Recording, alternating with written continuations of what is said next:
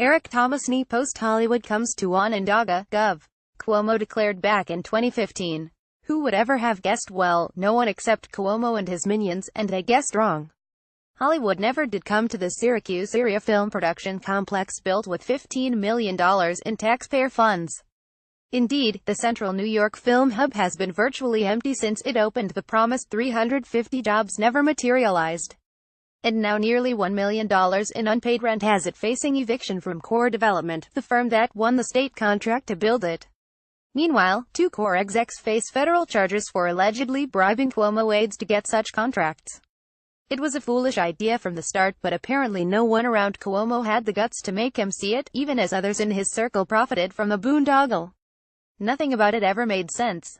Why try to create a film industry where none ever existed, in the worst possible location, widely described as the middle of nowhere? What movie talent would want to go there other than Harvey Weinstein looking for a place to hide?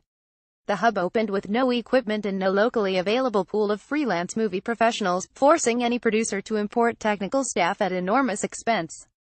Its anchor tenant was a small startup firm headed by an inexperienced former police detective. Only a couple of low-budget films ever got made there, and the state kicked in 40% of their costs. Typical Cuomo. In other words, a grandiose pie-in-the-sky announcement that ends in disaster when reality crashes to earth, leaving taxpayers stuck with the tab. And it explains why upstate remains in such dire straits despite the billions Cuomo has thrown at economic development.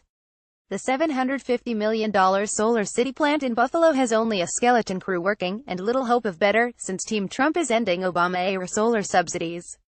The Gov startup NY has spent over $650 million to produce just 1,000 jobs.